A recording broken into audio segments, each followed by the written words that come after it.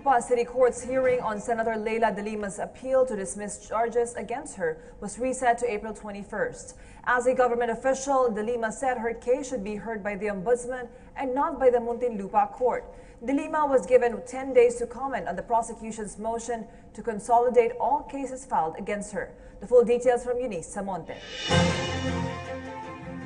Today, representatives of the accused and the prosecutors came together to discuss the status of the case filed against Senator Leila de Lima in her alleged big role in the proliferation of drugs inside Bilibid. Muntinlupa Regional Trial Court Branch 205 handles criminal case number 17-166 of People of the Philippines versus de Lima and Jose Adrian Dera or Jad Dera. As the hearing of omnibus motions continues, the motion to quash by the lady senator and the motion for judicial determination of probable cause were among the highlights of the hearing. Senator de Lima and her alleged criminology graduate partner in Bilibid named Jad Dera are facing charges of her violation of Section 5, Section 26B, and Section 28 of Republic Act No. 9165, or otherwise known as the Comprehensive Dangerous Drug Act of 2002.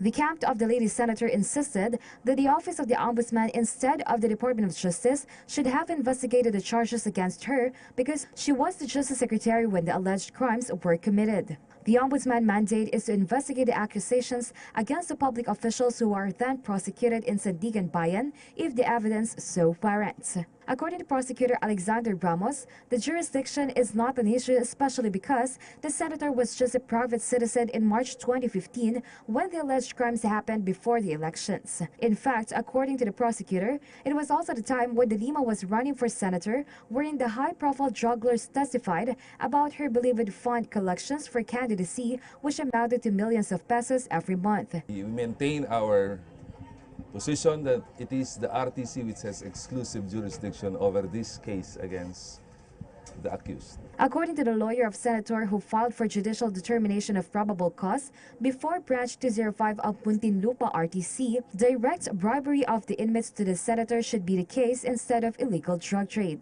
We're still studying kung ano yung epekto ng consolidation, kung if it's really legally possible, they consolidate with the other cases. He also added that the prosecution has no physical evidence that Jad Dera was indeed receiving money from the drug lords for the senator. Judge Amila Fabros Corpus handles the case with 4 complete prosecutors present earlier, including Prosecutor Alexander Ramos, who says that the court is just on track of the time since the case was filed. Tama lang po. Because there are pending incidents that the court has to resolve before we proceed with the trial proper. Meanwhile, the next hearing is scheduled on April 21 this year to give ample time to the replies of both sides.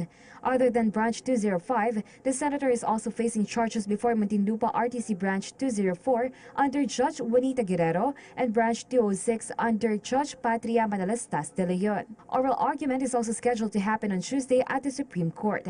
But when asked about the details, hindi ko rin naman pwede sabihin kung ano pa yung i-discuss dun. Justice Secretary Bataliano Aguirre II has expressed relief after the Senate Blue Ribbon Committee, headed by Senator Richard Gordon, cleared his name in the alleged 50 million peso extortion case involving officials of the Bureau of Immigration. Aguirre was accused of having knowledge of the 50 million peso bribe. But Aguirre said he only met Lam and his middleman, retired police official Wally Sombero Jr., to discuss the request to release Chinese nationals illegally working in the country. Meanwhile, Gordon said he saw nothing wrong with Aguirre meeting both Lam and Sombero, noting that it was done in a public place. Aguirre said he will do his best to preserve the trust and confidence as Secretary of the Department of Justice. President Rodrigo Duterte loves to hint and hold the martial law bogey to the public's consciousness from time to time. This is to galvanize people to get their acts together and double their efforts to solve crime and fix lawlessness. PTV correspondent Jervis Manahan reports on the latest warning and challenge of the president to an audience of Mindanao LGU officials over the latest leftist ambush of cops in a province near his hometown. Chief Presidential Legal Counsel Salvador Panelo says the public, including Mindanaoans, have nothing to worry amid the president's threat to declare martial law in the region. He said that if ever the president pushes through with this plan, they will make sure that it will not be abused by the armed forces. Panelo assured the public that the president is known for being strict in the implementation of laws. As I have repeatedly said, the president will only impose martial law on a particular place depending on the exigencies and conditions. As he said, he will be compelled to declare martial law kung hindi tutulungan siya ng mga mayors. Kasi grabe ang violence doon sa lugar nila. Alam naman ng mga mayors yun kung sino dapat na hulihin, sino dapat i-stop. Moreover, kahit na mag-declare ng martial law, si Presidente naman is always very strict on himself.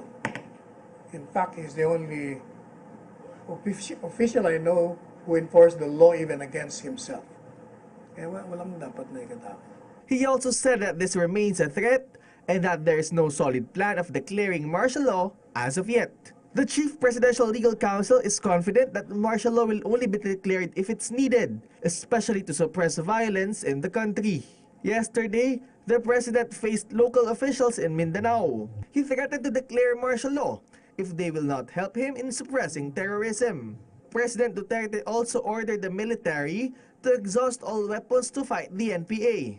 Panelo insisted that the country is still in a state of lawless violence, and the threat to declare martial law is a message for local government officials and law enforcement units to strengthen their anti-insurgency efforts.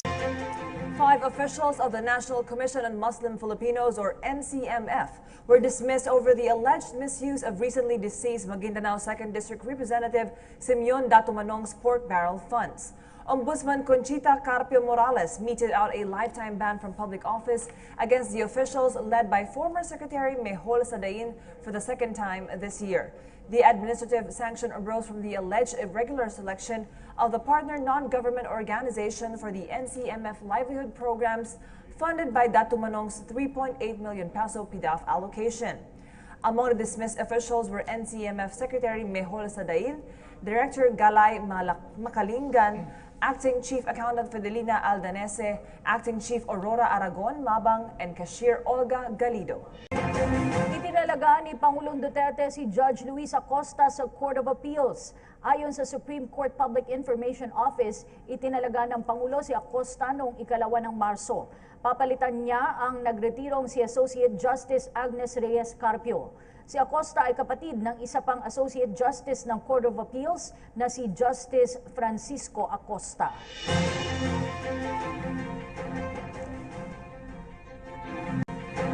The Malacanang is concerned about the presence of a Chinese service ship in Benham Rise, an undersea region east of northern Luzon.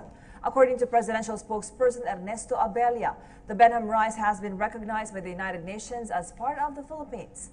Abella said the Department of National Defense has already notified the Department of Foreign Affairs regarding the matter as the Philippines continues to assert sovereignty over its territory.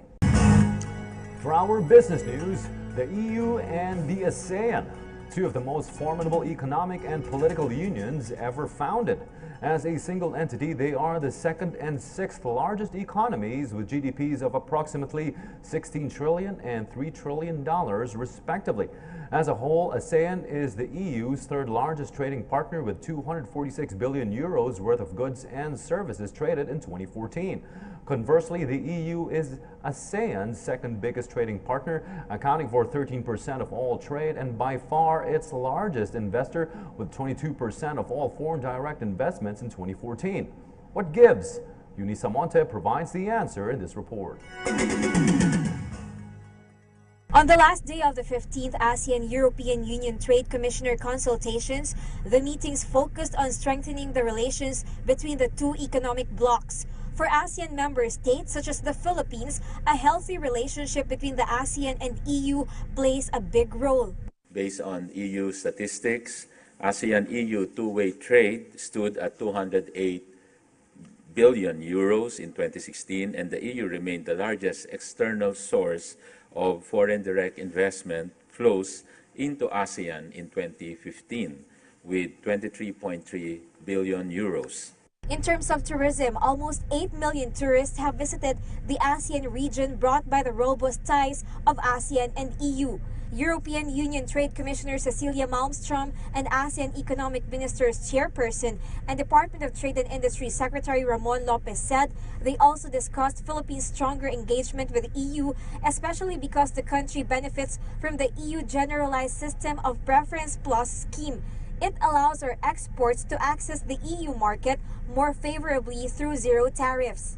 There are companies that are now looking into the region as an expanded market for them, and they're not just focused on the Philippine market. So look at the Philippines with 109 million market, you look at the ASEAN with 620 million, you see a big difference and a big addition to your market. The Philippines is confident that EU will remain supportive of ASEAN's objective to push for an inclusive and innovation-led growth for all ASEAN member states.